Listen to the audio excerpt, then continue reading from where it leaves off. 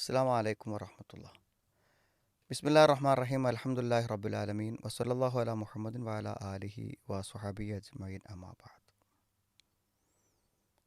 പ്രേമ കൊലപാതകങ്ങൾ നമ്മൾ ധാരാളമായി കേൾക്കാറുണ്ട്. പക്ഷെ അതൊന്നും വളരെ വിശകലനം ചെയ്ത് നമ്മളങ്ങനെ മനസ്സിലാക്കാറില്ല. അത്തരത്തിലൊരു കൊലപാതകം ഈ അടുത്ത തവണ വായിച്ചപ്പോൾ അതൊന്ന് വിശകലനം ചെയ്ത് പറയണം എന്ന് തോന്നിയത് കൊണ്ടാണ്.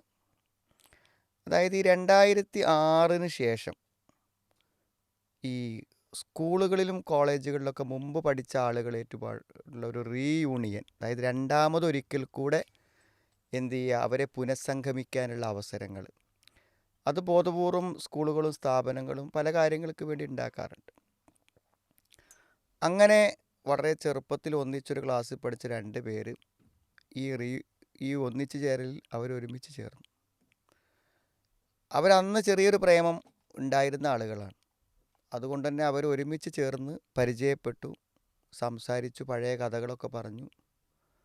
അങ്ങനെ അവർ 2023 ഈ ഒരുമിച്ച് കൂടലിൽ അവർ രണ്ടുപേരും വളരെ മാനസികമായി അടുത്തുപോയി.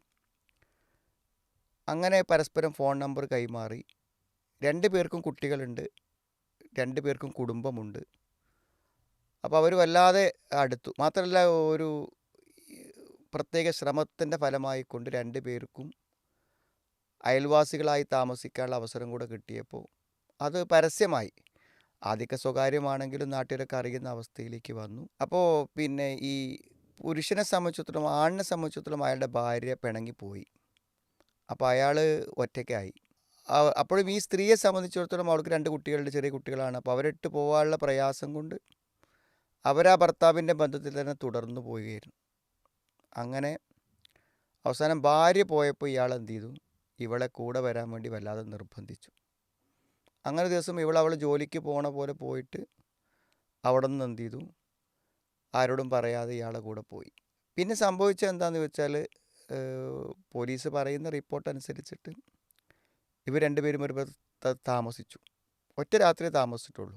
അന്ന് എന്ത് ചെയ്തു, പിറ്റേന്ന് ആളുകൾ കണ്ടത് ക്രൂരമായി കൊല ചെയ്യപ്പെട്ട് കിടക്കുന്ന ഈ സ്ത്രീയെയും അവിടെ തൂങ്ങി മരിച്ച ഇയാളുടെ ഈ കാമുകനെയാണ് കാണുന്നത്. അപ്പോൾ എന്താണ്, വേറൊരാൾ കൊന്നതല്ല, ഇയാൾ തന്നെ കൊന്നതാണെന്നാണ് നിഗമനം. അപ്പോൾ കൊല്ലാനുള്ള കാരണം ഇവരുടെ ഈ അമ്മനെ കാണാതായപ്പോൾ ആ കുട്ടികൾ, ചെറിയ കുട്ടികൾ ഇത് ഫോൺ ചെയ്തു. അങ്ങനെ ആ കുട്ടികളോട് സംസാരിച്ചപ്പോൾ അവർക്ക് ആ കുട്ടികളെ കാണാനും തിരിച്ചു പോകാനും ഭയങ്കര ആഗ്രഹമുണ്ടായി. അങ്ങനെ വന്നപ്പോൾ അത് ഇയാളോട് പറഞ്ഞ് തിരിച്ചു പോകണമെന്ന് വാശി പിടിച്ചപ്പോൾ അവളെ നഷ്ടപ്പെടുകയാണെന്ന് കണ്ടപ്പോൾ ക്രൂരമായി കൊല ചെയ്തതാണെന്നതാണ് അവസാനം കണ്ടെത്തിയിട്ടുള്ള കാര്യം. നമ്മൾ മനസ്സിലാക്കേണ്ട കുറേ കാര്യങ്ങൾ ഇതിലുണ്ട്. ഒരു അല്പസമയത്തൊരു പ്രേമം, ഒരു ബന്ധം കൊണ്ട് എന്ത് പ്രശ്നം ഉണ്ടാവാമാണ്? ഒന്ന് സംസാരിച്ചാൽ, ഒന്ന് ചാറ്റ് ചെയ്താൽ എന്താ ഉണ്ടാവാൻ പോകുന്നത്?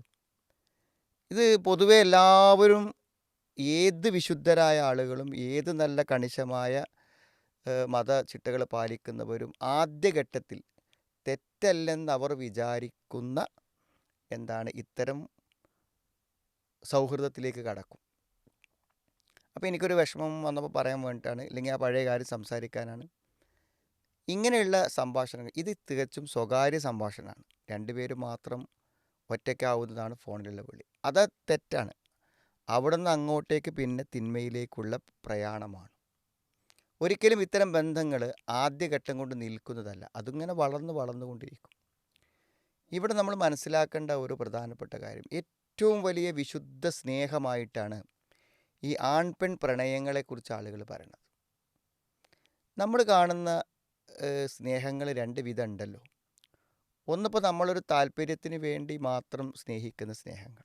ഇപ്പോൾ നമ്മളൊരു ഹോട്ടലിന് മുന്നിൽ കൊണ്ടുപോയി ആ ഹോട്ടലിൽ കയറാൻ വേണ്ടി വണ്ടി പാർക്ക് ചെയ്യുകയാണ്. അപ്പോൾ നമ്മൾ പാർക്ക് ചെയ്യാൻ വണ്ടിയിൽ ചെല്ലുമ്പോൾ ആ ഹോട്ടലിൻ്റെ ഉടമസ്ഥന്മാരും അവിടുത്തെ കാർ പാർക്കിങ്ങിലുള്ള സെക്യൂരിറ്റിയൊക്കെ എന്ത് ചെയ്യും, നമ്മളെ വളരെ സ്നേഹത്തോടെ പുഞ്ചിരിച്ച് സ്വീകരിക്കും. അതൊരു മുൻപരിചയം കൊണ്ടൊന്നല്ല, അവരൊരു കസ്റ്റമർ എന്നുള്ള നിലക്കാണ്. പക്ഷെ നമുക്ക് അങ്ങനെ നോക്കിയപ്പോൾ ഹോട്ടലിൽ കയറണ്ടെന്ന് തോന്നി, അത്ര ശരിയില്ലാന്ന് തോന്നിയപ്പോൾ നമ്മൾ തിരിക്കുകയാണ്. നമ്മൾ തിരിച്ചു പോകുകയെന്ന് മനസ്സിലാക്കുമ്പോൾ അവിടെ സ്വഭാവം മാറും. അപ്പോൾ എന്താണ് അവർ പറയുക, നിങ്ങൾ എന്തിനാണ് വെറുതെ ഇവിടെ കയറിയത്, ഇവിടെ നമ്മുടെ പാർക്കിങ്ങിൽ അസൗകര്യമാണ്, ആൾക്കാർ വരുന്നത് പ്രയാസപ്പെടും എന്നൊക്കെ പറഞ്ഞാൽ അവരെന്തായിരിക്കും, വളരെ മോശമായിട്ടായിരിക്കും ചിലപ്പോൾ നമ്മളെ യാത്രയൊക്കെ. എന്തുകൊണ്ടാണ്? നമ്മൾ കസ്റ്റമറായി കിട്ടാത്തത് കൊണ്ട്. ഇത്രയേ ഉള്ളൂ ഈ പ്രണയബന്ധങ്ങളുടെ സ്നേഹങ്ങൾക്കുള്ളൂ എന്നുള്ളതാണ്. അതായത് ഈ ലോകത്ത് ഇയാളെക്കാളും എന്നെ സ്നേഹിക്കുന്ന ആരുമില്ല, എനിക്ക് വേണ്ടി മരിക്കും എന്നൊക്കെ വിചാരിക്കണ്ടല്ലോ. അതൊക്കെയെന്ന് പറഞ്ഞാൽ ആണും പെണ്ണും തമ്മിലുള്ള ഏറ്റവും വലിയ ആസ്വാദകരമായ ഒന്നാണ് സെക്സ്. ആ സെക്സിൻ്റെ ആസ്വാദനങ്ങൾ, ലൈംഗികതയുടെ ആസ്വാദനങ്ങൾക്ക് വേണ്ടി മാത്രമുള്ള ഒരു സ്നേഹമാണ്. അതിനെന്തെങ്കിലും പരിക്ക് പറ്റുമെങ്കിൽ അവിടെ ക്രൂരമായ കൊലപാതകങ്ങളും ക്രൂരമായിട്ടുള്ള പീഡനങ്ങളും നടക്കും. ട്രെയിനിൻ്റെ മുന്നിലേക്ക് തള്ളിയിട്ട് കൊന്നതുണ്ട്, അടിച്ചു കൊന്നതുണ്ട്. എന്തെല്ലാം തരത്തിൽ എത്രമാത്രം പെൺകുട്ടികൾ ഇത്തരം പ്രേമ കൊലപാതകങ്ങളിൽ ഓടി വന്ന് വെടിവെച്ച് അല്ലെങ്കിൽ കത്തി കൊണ്ട് കുത്തി, അങ്ങനെയൊക്കെയുള്ള എത്ര മരണങ്ങൾ നമുക്കറിയാൻ പറ്റും. അപ്പോൾ സത്യത്തിൽ എന്താണ് എല്ലാവരും മനസ്സിലാക്കേണ്ട ഒരു കാര്യം, അന്യ ആണും അന്യ പെണ്ണും തമ്മിൽ ഒരു നല്ല കാര്യത്തിനോ ഒരു അത്യാവശ്യ കാര്യത്തിനോ വേണ്ടിയുള്ള സ്വകാര്യമല്ലാത്ത സംസാരമല്ലാത്ത എല്ലാ സംസാരങ്ങളിലും തിന്മയുണ്ട്, ഹറാമുണ്ട്. അതുകൊണ്ടാണ് കണ്ണുകൊണ്ടുള്ള വ്യഭിചാരം, കാതുകൊണ്ടുള്ള വ്യഭിചാരം. സംസാരിക്കുന്ന ആ സംസാരത്തിലൊരു ആസ്വാദനമുണ്ട്, ആ സംസാരത്തിലൊരു ആസ്വാദനമുണ്ട്, ഒരു ലൈംഗികതയുണ്ട്. അതുകൊണ്ടാണ് അത് അനുഭവിക്കാൻ താല്പര്യപ്പെടുന്നത്. അതുകൊണ്ട് ഇത്തരം ബന്ധങ്ങൾ ഉണ്ടാകുന്നത് ഇതിനു വേണ്ടി മാത്രമാണ്. അത് കിട്ടാതെ വരുമ്പോൾ എന്തു ചെയ്യും, അത് അവസാനിക്കും. പല സംഭവങ്ങളും പല അനുഭവങ്ങളും അത്തരത്തിലുണ്ട്.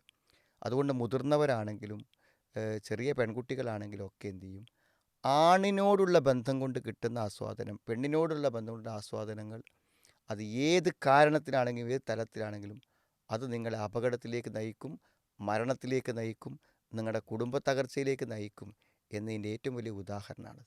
എനിക്ക് നിന്നെ വേണം, നീ ഇല്ലാതെ പറ്റില്ലെന്ന് പറഞ്ഞ് ഭർത്താവിൻ്റെയും മക്കളുടെ ഇടയ്ക്ക് ഇറക്കി കൊണ്ടുവന്നിട്ട് ആ ദേഹത്തെ ഇത്ര ക്രൂരമായി കൊലപ്പെടുത്തണമെന്നുണ്ടെങ്കിൽ നമുക്കൊരു പരിചയമില്ലാത്തൊരാളെ ഒരു കൊല ചെയ്യുക എന്നുള്ളത് ചിന്തിക്കാൻ കഴിയില്ല. ആ സമയത്ത് താൻ ഏറെ സ്നേഹിക്കുന്നു എന്ന് പറയുന്ന ഒരാളെ ഇത്ര ക്രൂരമായി കൊല ചെയ്യണമെന്നുണ്ടെങ്കിൽ ഈ പ്രേമം, സ്നേഹം എന്നൊക്കെ പറയുന്നത് സെക്സിന് വേണ്ടി, ലൈംഗികതയ്ക്ക് വേണ്ടിയുള്ള ഒരാഗ്രഹത്തിൻ്റെ പേരിലുള്ള സ്നേഹം മാത്രമാണ്.